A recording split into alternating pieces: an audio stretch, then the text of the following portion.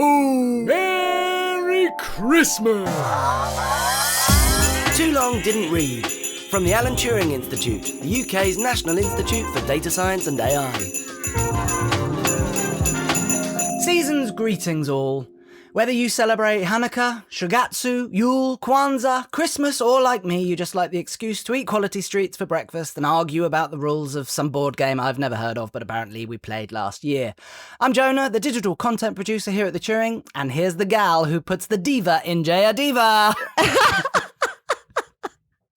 Hi, I'm Smera Jayadeva, researcher in data justice and global ethical futures. Yes, you are.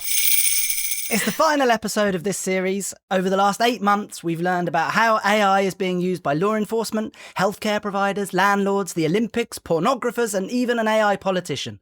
We explored how AI can help us talk to the animals, apply for jobs, and keep space a place safe for the human race. Plus, we explored how misinformation could affect democracy and what part AI has to play in the future of the past. And that's past as in PASSED, i.e. dead dudes and dudettes. Have you had a favourite episode, Smera? You will not be surprised to hear one of my favorite episodes was on microchips and the lovely episode that we did with Jesse where we looked at the wild effects of the stock market and how people's approaches to trading has nothing to do with the performance of a company. Yes. What about you, Jonah? Any favourites? Well, I think the addition of guests this series, which we didn't have in the first series, has been brilliant and has left me feeling like at the end of every episode, I suddenly think of loads more questions, which hopefully suggests that the topics are exciting and worth further exploration. I really enjoyed the digital death episode because it felt like something that I could really get into, maybe because it was not quite as technical as some of the others, and it's also mega relatable. So yeah, that one's worth listening back to if you haven't heard it already. And do we have any information on which episode did the best? We did, yes. And come on, I think you know that it was the one where Jesse stepped in for me as your co-presenter. I'd like to think that it's two female voices that ruin the audience. And not the context or the brilliant editing. Mince pie! In 1991, Coca-Cola used the slogan, "You can't beat the real thing." In 2024, the new Christmas ad from Coca-Cola is made using generative AI. Have you seen it, Smera? I actually have not. But should I say yes for the... No, that's fine. Do you want me to tell you what it is? Yes. So it's basically their old classic ad where a big lorry drives into rural America and doesn't actually deliver Coca-Cola, but, you know, holidays are coming, oh, it's the real thing. That one. You might, maybe. I don't know what transatlantic, joys of advertising look like, but I have never seen that before. Haven't you? Okay. Well, growing up in England, I saw that one a lot as a child. I think it was like 1991. Anyway, it's basically Santa Claus delivering loads of Coca-Cola to a village. That's cute. I love the problems of 1991, But as someone who used to work in advertising, what do you think about this when there's generative AI in ad making? Would you be scared for your job if you were still making ads? Yeah, I've never actually thought about the sort of losing my job too much. Although when social media began, that's how old I am, and online content became a thing, I noticed a massive drop in TV ad budgets, huge, and music videos as well, which affected lots of people in the industry and lots of people I knew. But because of that, there was this new type of content called online content, and there was loads of it, and it always needed editing. So it sort of balanced out for me. And I kind of thought that editing, which, in its essence is the craft of sort of creating stories, I thought that would always be a job that a human would do. But yeah, maybe future editors will do that by prompting rather than editing sort of rushes and footage. But yeah, it's strange. I mean, this ad has generated loads of chat online, so it's doing what they wanted, and it is very much like all what we've seen from generative AI. It's very much more of the same. There's nothing like the hands are weird, the shots are short, presumably because they couldn't, get long shots that looked realistic. It's not groundbreakingly brilliant in terms of the sort of quality of the generative AI, and they use the platforms that we know about mostly. But yeah, it's a shame that an industry making videos isn't using their own human workforce. Yeah. But I did actually read a story from 404 Media at the beginning of December. The journalist Jason Kobler went to the premiere of the first commercially streaming AI-generated movie. Oh, wow. Yeah, the films were made by Chinese company TCL, the largest TV manufacturer in the world, as part of a pilot program designed to normalize AI in films and TV programs for an audience that it plans to monetize explicitly with targeted advertising. Shocker, who saw that coming? Yeah, it's nuts, isn't it? Maybe as companies make money from AI-generated content, it would reduce the pressure to make sort of only blockbuster hit films, and so all of a sudden, filmmakers can make more financially risky films, and maybe we'll see a lot more thought-provoking indie films like the good old days. Maybe? Maybe, perhaps. Anyway, back to Crimbo. Coke weren't alone in using AI for their Christmas ads. According to Direct Commerce, over half of the UK marketers are turning to AI to strategically plan and refine their seasonal marketing campaigns. Have you seen OpenAI's 12 Days of Christmas? Yeah, I have, yeah. So at the time of recording, the big one for me was Sora, which makes video stuff. That looks incredible, really, but another tool to threaten my job. Nothing for us without us, Jonah. Yes, and also nothing about us, please. Nothing about us without us, except goodness. Okay, yeah, very catchy. All right, moving on. It's nearly time to hibernate this series for a bit. But first, we're going to do a little look back in a year of AI from the perspective of, well, of us. It's TLDR Wrapped. TLDR Unwrapped. TLDR Unwrapped. TLDR Unwrapped. TLDR Unwrapped. TLDR Unwrapped. So, what is this then? Are we going to picture these facts popping up on a screen as we say them? Yes. Kind of like Spotify rap? That's it, yes. So, yeah, like, welcome to TLDR Wrapped. Whoosh. That's a title. Then imagine cool graphics of robots and computers. No, shapes, abstract shapes. And then the facts pop up as we say them. Okay. I trust your vision here. Are we ready? Yes. Side note, all stats accurate at time of recording. Go for it. Right. 3, 2, 1. The global AI market grew more than 20% in 2024. It's now worth over £150 billion. Google searches for AI have continued to grow throughout the year, and interest has almost doubled since summer. China. Your Google search history suggests you're the most interested in AI, followed by Myanmar, then Ethiopia, and then the Philippines. USA are 32nd and the UK are 42nd. I would have thought the amount of Googling I do for this podcast would put us higher. Most questions being asked are clarifying ones. Things like, what is AI? What is machine learning? What is singularity? And how does AI work? How does AI work? Jonah, no, I'm not doing this. In 2024, AI continued to linger on our lips. Words added to the Cambridge and Oxford dictionaries this year include LLMs, generative AI, GPT, and AGI. And Oxford Dictionary's word of the year is brain rot, which, although not strictly an AI term, does relate to concerns about digital content consumption. Global digital content consumption has increased 230% since 2023. It's those little animations you make to market the podcast, Jonah. I hope they're not brain rotters. I'd like to think of them more like brain ticklers or lip smirkers. Okay, I think that's the end of the stats bit, right? Yeah? That was fun. Yeah. Is that a little mistletoe I see?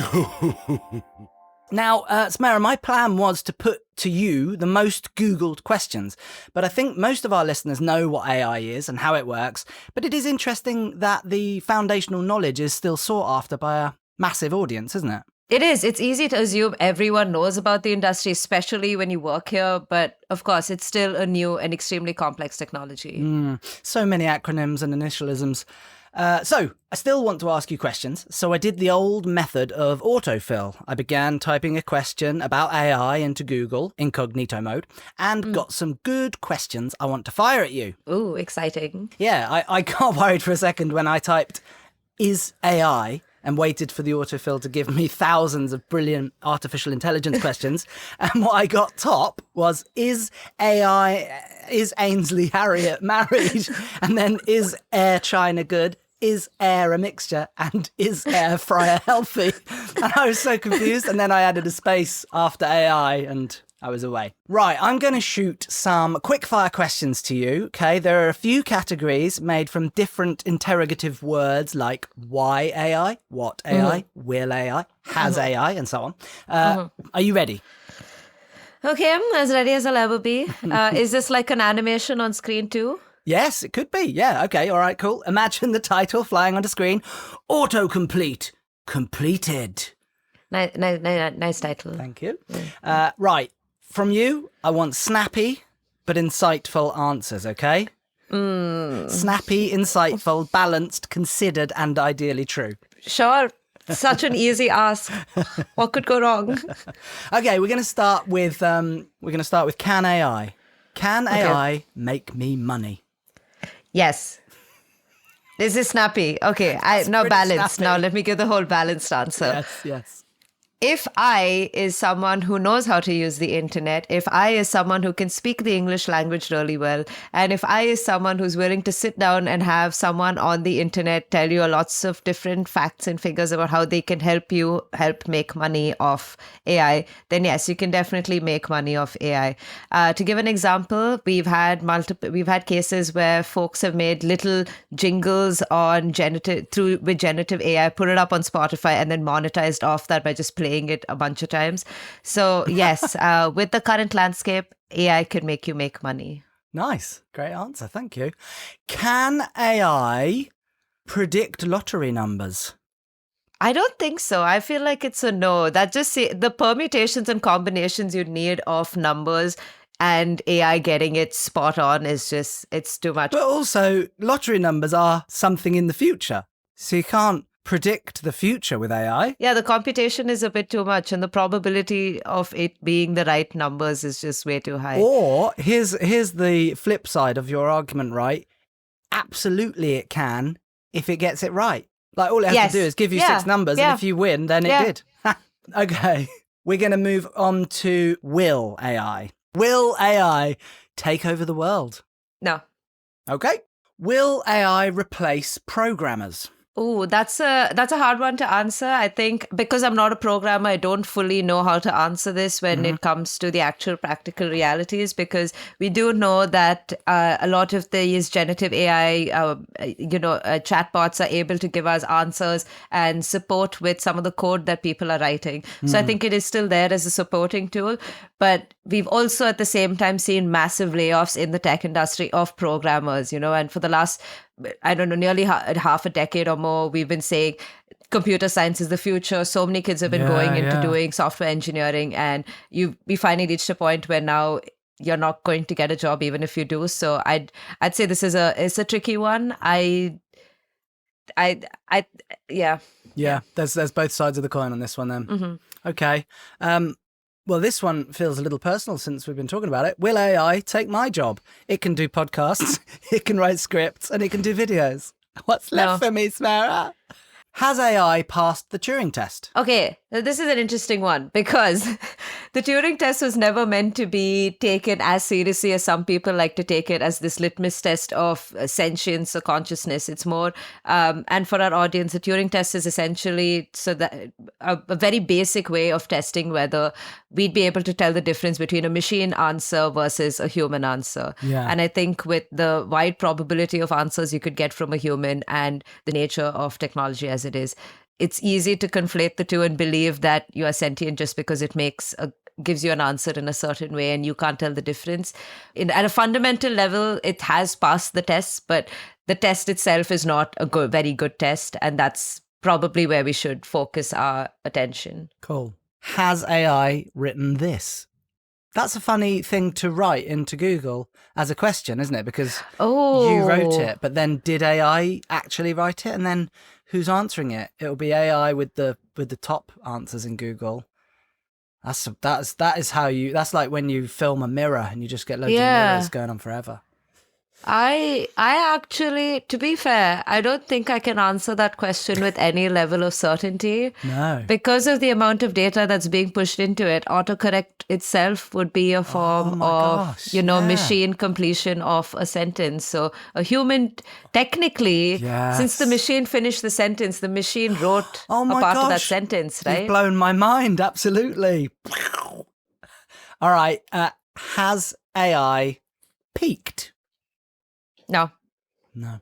No. I feel like there's so much more that it can do and so much more it's already doing. I just know by early next year, we're going to see another, like a lot more interesting aspects. And that's just going to be early next year. Cool. Are AI detectors accurate?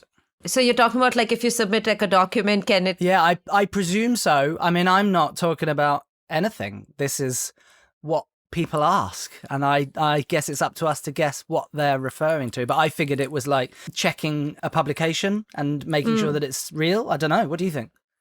Oh, that's really interesting because when I've recently been working on my cover letters and CVs, and I ran one of my cover letters through one of these free versions that's there online, and it marked almost the entirety of my cover letters being artificially generated. Wow. And the one sentence that I did actually ask ChatGPT to help me out with was marked as not being, artificially generated. Oh, no. So perhaps it's just the software that I was using. Maybe there's other versions that, companies with a higher market cap probably have access to. Wow. That probably do a better job, because I do know journals out there are saying they use these kind of checking tools, but I think a lot of them still come down to human response to some of this text and whether it just feels a bit funky. But I don't think we can That's really interesting. test. So in your experience, maybe AI detectors aren't entirely accurate. Yeah. Yeah. Are AI images copyrighted? So I guess that means that, if you make something on Firefly or DALL-E or whatever, do you own that copyright? I don't think you should. No. I don't think you should. It's an interesting question, and it's one that I've actually thought about before. Not that we use generative AI at the Turing for my kind of work, but when I've been researching it, so I have the actual answer for this one. Oh, yes. So in the USA, it's basically no. Only human work can be copyrighted. In the UK, it's slightly more convoluted. Basically, computer-generated works are copyrightable under the 1988 Copyright Designs and Patents Act, but the debate about who actually owns that copyright is more complex and ongoing. Is it the person who wrote the prompt, the software owner, the data it was trained on, and so on? So because of that murkiness, it's kind of tricky to say if you can actually stop anyone else from using something that you've copyrighted. Yeah. Anyway, so yeah, blurry. Yeah. We've got some whens. Okay. When will AI take over? As we've already established, AI is not going to take over, so this question does not hold water. Next. When will AI surpass human intelligence? I think when we stop being human and we stop making the beautiful creative things that we currently do that make us extremely human. So that Nice answer. When was AI invented? So it seems that a lot of the online answers you would get for this would suggest that it was invented in the 1950s with Turing publishing a lot of his research. But I'd suggest request our audience to think a little bit further about what makes up computer systems and what makes up the AI as we know it. And a huge part of it, for example, could be algorithms and code. And a lot of the coding could go back to the times of Ada Lovelace, which is far before Turing's time. So I don't think we can answer this question with any kind of certainty because AI is a very complex mix of many, many different things that had to evolve in different ways to get where we are right now. So this is just typing who AI, so the grammar's a little off. Who AI guidelines? I presume they mean... WHO AI guidelines? Maybe it's a World Health Organization thing. Possibly, yes. Who AI guidelines? Smera? Who AI guidelines? Us, Turing, have made AI guidelines. For instance, we have supported on the world's first legally binding AI treaty, the Human Rights, Democracy and Rule of Law Impact Assessment that was done by my phenomenal team here within the ethics program. to support the world's first binding treaty on AI systems. So Nice. who? Us, me, Very good. my friends and my colleagues. Yes. Who AI in healthcare? Oh, that could be World Healthcare Organization, but let's go with who AI in healthcare? Who? AI in healthcare regulators. Who, this one's for you, who AI ethics? Oh. Well, you. I don't know. I would instead start this answer off by saying why I would actually push back on that and say more that where ethics as we see it right now in, say, the transatlantic is very different from the ethics in the philosophy of other parts of the world. So being a global north, inverted comma based research institute, we would like to think that AI ethics is very much this global north transatlantic phenomena, but there are definitely different approaches to ethics that come from different understandings and philosophies of the world. For example, and I love giving this example, the Maori, for instance, when they approach data protection and data governance, they do it in a way that is informed by what their ancestors would think, what community approaches they can take to it. It's more community centered and data being a shared gift of the community, as opposed to if we take the GDPR, there's a very individualistic sense to data. It's my data, it's your data. There's no sense of our community data, So who is ethics? Everyone is ethics. You do ethics, I do ethics. Nice. Is AI bad for the environment? AI is horrendous for the environment. I think it's something that we have to really confront when we think of AI as being a solution to a lot of the problems. I think we also have to consider the environmental costs of that solution and whether there are alternative solutions that we can take that protect the environment. Yeah. Just because you can doesn't mean you should. You should, yeah. Is AI dangerous? Yes. Why? I think it's dangerous in multiple ways. One, we've already spoken about the environment thing, which, it's good to reiterate that. Two, I think it's dangerous because it's changing some of our approaches to how we see ourselves and how we see each other and how we see forms of society. It's easy to forget that all tech is human and that we forget there are groups of decision makers who implement some of these policies, who implement these and distribute these forms of technology, who need to be held accountable. And I think the more there is that pervasiveness of this AI that we're giving a very human idea or a sentience to almost, we're treating it like it's another being very similar to us. I think we're going to forget the number of people it's harming and the people who are allowing that harm to happen. I think that's the danger I'm most worried about. Finally, for the is AI a Scrabble word? I think not. I think you have to have a minimum of 3 letters, right, in order for it to be considered. You're going with different rules to me. I would say AI is a Scrabble word. I mean, the Scrabble say it is. Okay. I think if you're going to make a word, at least make a word with like a higher point count. AI is probably going to give you the lowest number of points. Yeah, that's not good, is it? That's a 2-pointer, maybe. Yeah, that's two vowels. This is how AI. How. I should have been kind and put a how is or how does but anyway, so the grammar's a little off again.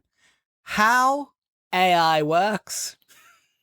How AI works. I told you that was one of the top big brain questions. Yeah. AI works because we have data, we have computation, and we have hardware infrastructure that allows us to compute very, very high levels of data in order to give us an output or an answer that we want, because the model itself, that's the software, is being trained to identify different trends and patterns and output an answer based on many, many rounds of this training. Very nice. You've done that before, haven't you? Why is AI art bad at hands? Oh, okay. So this is an interesting one. And if people want to know more, the way I learned was actually through a Vox video that was released at the same time that there were papers being released on this. No one likes reading a paper, but people would love to watch like a very well-made video instead. Vox videos. So the reason why AI gets hands wrong, and not just hands, some other body features and parts, is because there's a lot of movement when it comes to a hand, and the way we hold things and grab onto them, and that varies a lot between between people. And the models up till this point have not been able to convincingly replicate how our limbs move just by the sheer number of ways. And I'm gesticulating on the screen right now. Just the sheer number of ways that each joint in our arms are able to move, in our fingers are able to move, as opposed to, say, our arm, where there are two main ways that it goes. And even there, it kind of looks a bit funky in some of the images. So is that the it's just that the same- machine's just not been able to figure out how hands move. And another explanation that people give is that there isn't enough image data of our hands moving as well, which contributes to the problem. Yeah, and it's presumably not. It hasn't got biological understanding. It's just sort of flat 2D image data. Is that the same answer for faces? Because it muddles expressions, doesn't it? Is that because there's just so many nuances to expression that the data set's That's why not the eyes there? never follow. Like it almost seems like an AI generated image has like Botox for the first part of its face, because it doesn't emote the same way it does, say, the smile to match with like the eyes, like the crow's feet and like all of that come up. Right, last two questions. Yes. Why is AI bad? I think it depends on when we're talking. I think this is very similar to the answer on danger, right? When we're thinking about why is it bad, are we talking about why is it bad for the environment? Are we talking about why it's bad for people? Are we talking about, is it bad in itself because it, say, hallucinates? All those different ways of framing that question is going to give you very, very different answers.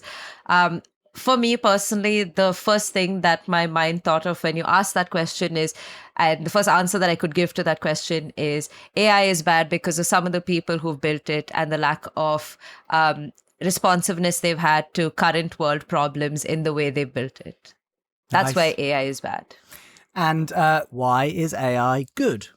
AI is also good because in the recent few decades, we've had a lot more phenomenal researchers coming from very, very different walks of life and changing what this ecosystem looks like. We no longer just have, white men of certain geographic and certain nationalities building some of these devices, but it's expanded to include a lot of different people who are going to understand the world in a very different way, and that makes some of our approaches to it a lot better. If we didn't have Black researchers out there, we probably wouldn't have improvements to, say, the electroencephalogram or the EEG, which was never capable of sitting on natural, extremely curly hair. But because we've expanded it and we've got better representation and better diversity in the people making it, that's why AI will be good, or is currently good enough. Okay, so I'm going to ask you again, because I think you answered what is good about AI,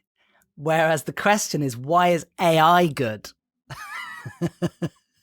I know. I just really want to spotlight the people who have made it possible or made it bad, just That's really cool. emphasizing that all tech is human and there are humans behind all of these decisions.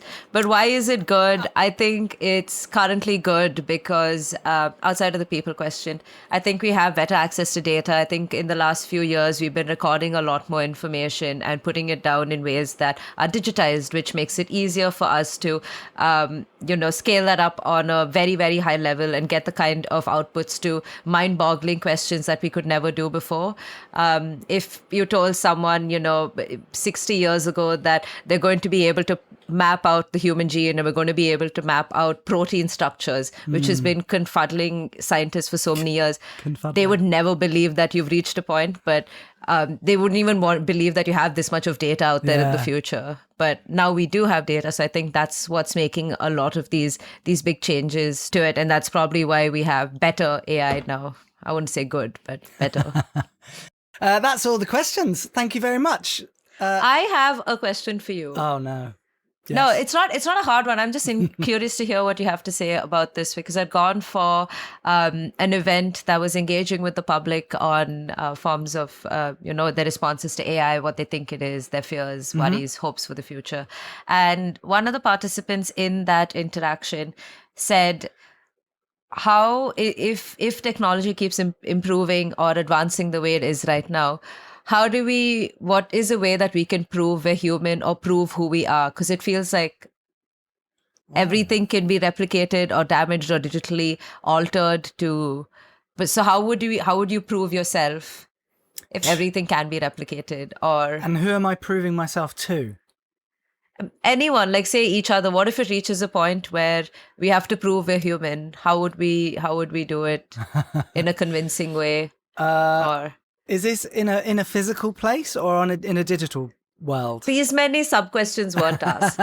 It was more of I feel how like would in a you physical prove place. yourself. What is a way of proving yourself and who you are and how you're not? I just show 'em my hands. But what if the technology improves and one day like it can figure out the different ways the hand can move?